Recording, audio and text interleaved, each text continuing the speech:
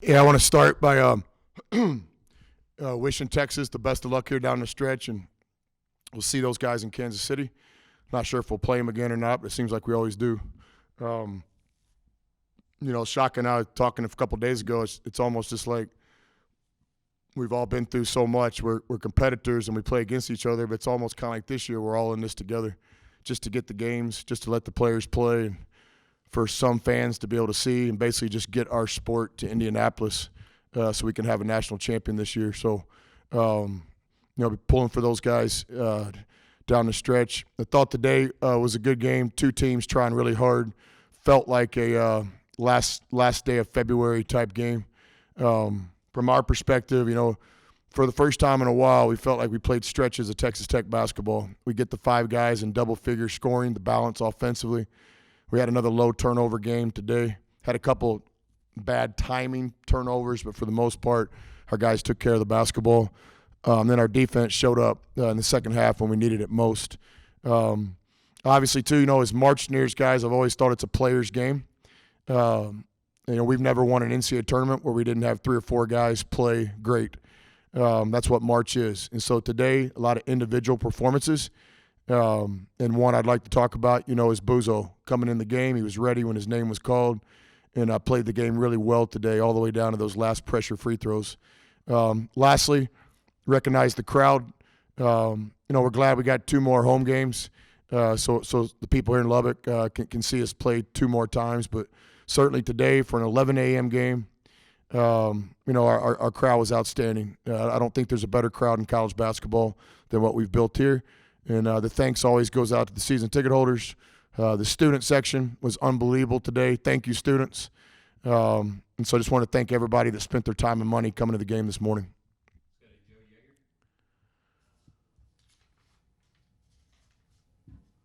Got you, Jeff. You good, Jeff? Yeah, Coach, could you just talk about your defensive aggressiveness in the second half? It looked to me like you're getting a lot of deflections, raking at the ball, very handsy. And like you said, it looked like Texas Tech defense a lot in the second half. Yeah, guys have been trying really hard all season. Defense is just still a work in progress. I thought, we see that kind of defense in practice. We see that kind of defense for segments of games, but I thought today we sustained it for the most part. Texas threw that one more run at us, that punch, and we were able to kind of sustain it. But you say the word aggressive, that's the bottom line. Like, we don't really have a plan to stop Texas with that kind of talent and that kind of spacing. We want to be the more aggressive team. If you sit back and hope that team misses, it's not going to work.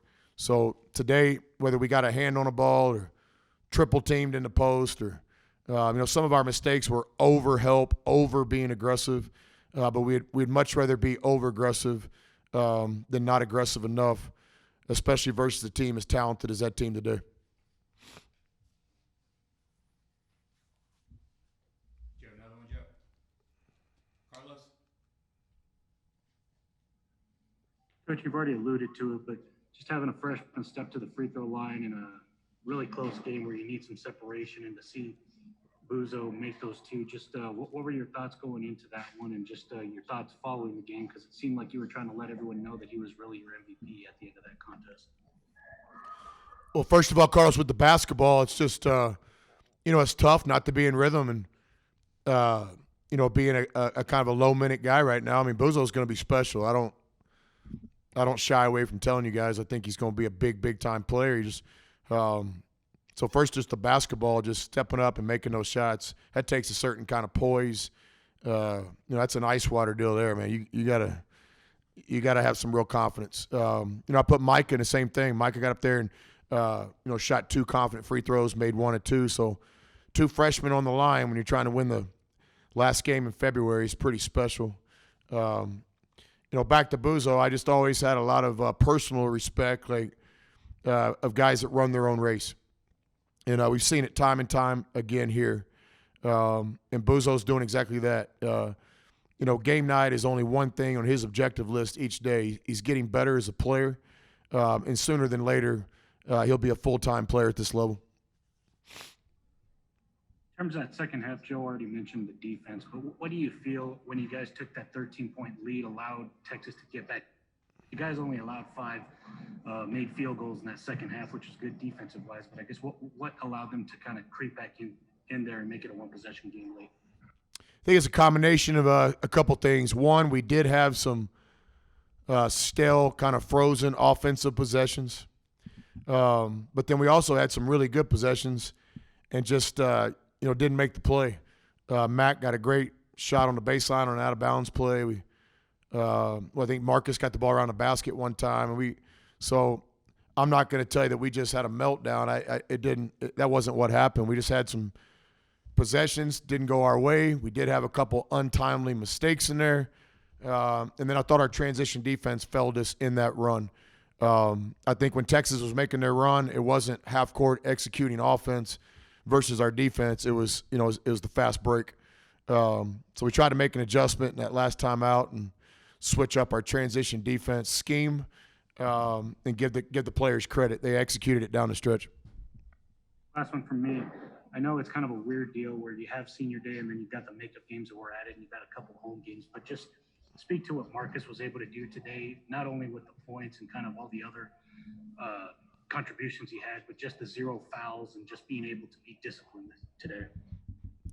Yeah, I thought Marcus was dialed in mentally, leadership role, poised, tough, emotional, passionate. Looked like he was having some fun out there. A couple times I actually had to calm him down a little bit. He looked at me like, Coach, I got it. I think he was showing emotion for his teammates' base, but I think he still understood where he was. So then in the basketball game, one of his better halves in the second half, it's nice to be able to play through him on offense. Then on defense, when they were changing lineups, he was able to stay on the floor defensively regardless of what personnel Texas had in the game. The senior day, I don't want to speak for Marcus, but it's obviously a unique year. If Marcus chooses, he has another year of college eligibility. I don't want to speak for Marcus. We still got the last 2 home games. I know when we thought that this might be our last home game, his family made plans and reservations to come here, so they were in attendance today. So, I'll just say this, and I'm not making this up today, right? Go back and look at the archives. This guy is one of my favorite players I've ever coached because of his approach to day-to-day, his craft. I mean, this guy works at his game, guys. I work pretty hard at what I do, and Marcus works the same at what he does. And I've had a few players like that over the years, but not many. Marcus is 100% addicted to this basketball thing, and that's why he's going to make a living doing it. Good, Eric. Kelly? Coach, another guy, how valuable, especially in some of those big possessions in the first half, was Micah offensively, especially in terms of keeping some of those possessions alive? Yeah, same thing as Buzo. Micah, just keep running run your own race, young guy. He's special. He got himself ready today. I mean, one thing about Micah is Micah's a winner. Micah's never not won in any sport. And every team that I've seen Micah play on, and I've been watching him since he's 12, 13 years old probably, they just win. And I think the approach right now to Micah, and a lot of young guys don't figure this out, Micah's not out there chasing stats. He could care less what somebody's writing about him or what that stat sheet says. I mean, he's trying to win. And that's rare with freshmen. But we got our guys feel that way. But I thought Micah was dialed into the game, made some big-time plays with the ball in his hands. I've got to do more of that as a coach, put that ball in his hands because I trust him and he's talented. I love how he's getting to his game shots. I'm waiting for somebody to leave him open from 3 because he's worked so hard on that. He's got a 3-point shot that we're ready to bring out when anybody wants to dare him to shoot. And then defensively. And then another thing I would tell you, I'm proud to tell the stories of these guys. With about 4 or 5 minutes left in the game, I get a tap on my shoulder and I look around and I mean, this is 18-year-old kid, I think. And he looks right at me, Coach, I'm good. I'm good. And I know what he meant. He meant like, hey, Coach, you want to trust me in these last 5 minutes? Because sometimes from a coaching standpoint, when you play 10, 11 guys in a game, you got to make kind of a decision who you're going to try to go with down the stretch. I've only had freshmen like that in all my years of coaching. In those moments, look me in the eyes and say, "Hey, coach, why don't you roll with me today?" So that's what we did. And I thought Mike could play great down the stretch. Finally, what kind of challenge is TCU going to be now for you guys on Tuesday as the first part of that kind of 3-game stretch to end the regular season? Yeah, as you guys can imagine, man, I just gave Texas everything that I've got. I didn't even know who we were playing next, so I'll get to that later today. I'm going to celebrate this one a little bit. Marcus, just starting out, how big of a win was this for you guys being able to close Texas out, especially with that run they made late? It was big because we have been on a 3-game losing streak, so it was a must-win, having our backs against the wall, and it was just big because we was able to get back to having fun right there. Like, we missed this moment. For you guys, at times, interior defense has been an issue, and early on Texas went to that. But I think you guys, over the late first, early second, held them to like 11 minutes without a paint point. What did you guys do, adjusting-wise defense, to stop them inside? Just competing. Like, what Beard would tell us this week, he was like, we could give you all these tactics, all these different types of defense, but it's not going to work if we don't compete. And I feel like that's what we've been missing lately. And I feel like all the guys today, we all competed on the defensive end. We took it serious. Obviously, you get to 10 points, you get 9 rebounds, but does anything look better than 0 personal fouls for a game for you?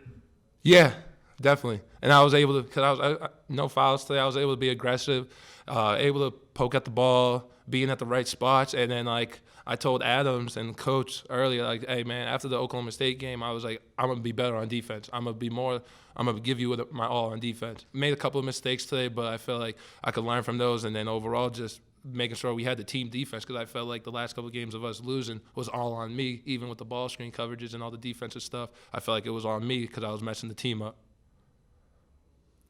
All right, Carlos, let's go to you.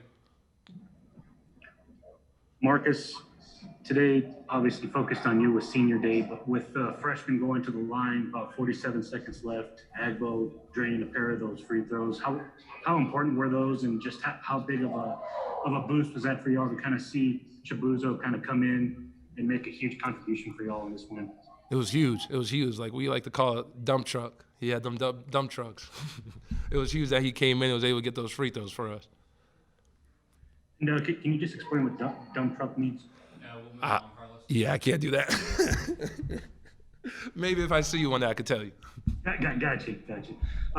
And I guess just kind of going back to the game, I know Eric already asked you about the 0 personal fouls. I guess for you, what did you think y'all were able to do just physically against a Longhorns team where it seemed like they were just longer, athletic, and just kind of slowing them down and only allowing five field goals in that second half?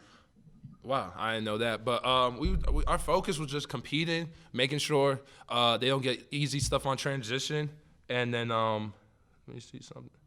To get easy stuff on transition and then just boxing out at the end, because we know, like we were saying the whole time, they're more athletic than us, but all we gotta do is show heart and be tough and compete, and we could get these boards and just make sure our guys don't get it. And I feel like that's what I feel like my focus was making sure Sims doesn't get some of the easy rebounds he usually gets. Last one from me. In terms of, I know Eric already asked you, but just in terms of just kind of turning the season around, how important of a victory was this for y'all, just to not only stop that 3-game losing streak, but just to kind of give yourselves a fighting chance going into next week, where obviously you've got those 3 makeup games and then the one against Baylor at the end of the week? It was real big getting this one, and now just getting out the losing column, because losing sucks, man. It's nothing feels good when you're losing. But now if we get on this win, now we just got to build that momentum and get ready for the next game. Okay, we'll finish up with Brandon. Yeah, Marcus, kind of the same thing with Buzo, but with Terrence Shannon, with those big plays, those big dunks, what does that do for this team, especially the guys on the bench, and get the crowd going? It just brings the whole energy. Whenever he gets his dunks, he dunks it hard and just gives the whole energy. The crowd goes wild, and I feel like it messes up the other team when they give up open dunk. Like, I remember the play, I missed the shot. We was able to get the rebound. I passed it to Clarence, and Clarence had the open shot, but he gave the one more to TJ, and then TJ ripped it and dunked it. So it just gives up that momentum for us, and it just kept on. It just makes us go on the run and just gets everyone hyped. The last one for me. Seems like Vlad's a big fan favorite kind of guy. He only got a couple minutes, but can you tell us a little bit about him and kind of what he needs to do to take his game to the next level? You're gonna hear it first. Vlad's gonna be in the NBA. He works so hard. He's always. We all love him. Great guy off the court. Like, he's never upset about not playing or anything. He's just always in the gym working in the weight room, working with Riley, working on his conditioning, working on his lateral quickness and everything. And even before games, he gets a workout in. Even though if he knows he's not playing, he would go all out and get a workout. He's probably going to be in the gym today getting a workout. I wouldn't be surprised. Vlad's always there, prepared and being ready. And I love that guy. He's going to be a pro one day. Should have dunked it today. I was on him about that one.